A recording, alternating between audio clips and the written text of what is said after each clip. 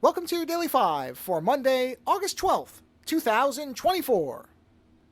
I've seen a couple of different news reports showing that the interest in the AI boom seems to be cooling off. Now, different reports are showing it cratering, but I don't know whether I really trust those or not. But I've seen a number of them that certainly show that the momentum behind the space is slowing down. Maybe plateauing, maybe it is dipping a bit, maybe it is cratering. I don't know. This depends on how you define all these different analysis and how all these different analysts are doing their analysis. But in broad strokes, I have to say, I think this is actually a good thing. Not the cratering part, and I don't really believe that the industry is in danger of a bubble bursting the way some people do.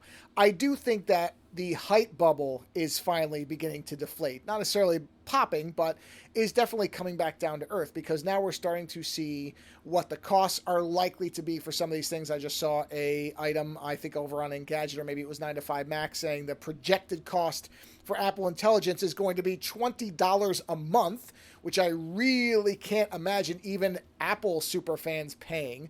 AI people maybe, but $20 a month? Boy, it better be really impressive, and it better be more than just correcting your handwriting and doing fancy arithmetic. I mean, don't get me wrong, I'm sure those people exist, but I don't know that you have an entire market built around that, especially when the cost of almost everything else is also going up on a monthly subscription basis. But in any event, I do think that there is a benefit to some of the rabid interest in this space starting to evaporate at least a little bit. And that is because almost nothing is served by this kind of just over-engineered level of attention. I mean, we've seen it time and time again that when things come and they get hot and they're really, really popular and everybody's talking about them, everybody's interested in them, and they aren't really fully formed yet, that is when they generally get into trouble. Either they don't ever live up to the promise that was initially thought that these products would have, and I think AI certainly has that problem. There is the realization of what the cost of the technology is going to be. Again, something I think AI is now starting to contend with. And just in general, there is the kind of stereotypical human tiredness of something that they don't ever hear an end to. And that does seem to be, I am talking to actual people.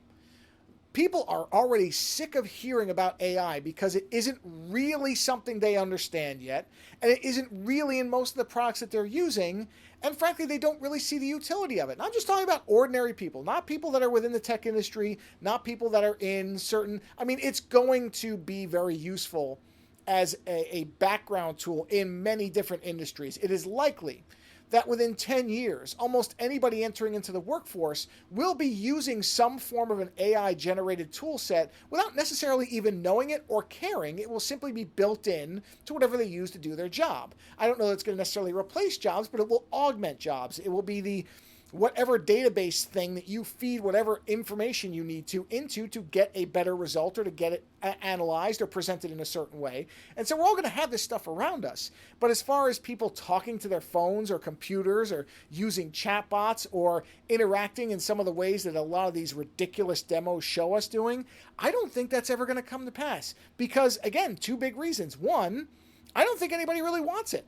I don't really believe, from what I have seen, that there is enough to justify a market. I'm not saying nobody wants it anywhere ever, but you have to have enough people to constitute a market for something like that. And the other end of it is that it's going to take a while before these tools are truly trustworthy. Even if they're in a 90% correct range, that's still not going to be enough, because just like any of these voice assistants, when you get annoyed at something not working properly just a couple of times, you become disinclined to use it. And that's why I think that maybe some of the cooling off of the attention on these tools will allow them to develop, will allow them to find the proper spaces, and will let them actually become mature and hopefully useful to people. And in that way, even though I'm sure that market speculators and the people who are trying to sell their products with those letters in them and everything else, they don't want to see any of this hype die down. They want to keep it going because they're basically trying to make sales off it. But for anybody who actually wants to see the technology succeed in a real way, you don't want this type of thing. You want things to develop properly on their own timeline so that they actually become useful. So while I'm sure the market may not be thrilled that possibly the AI bubble is starting to, and if not burst, deflate a bit, I think overall in the long run it might be the best thing that could possibly happen in this space. Later.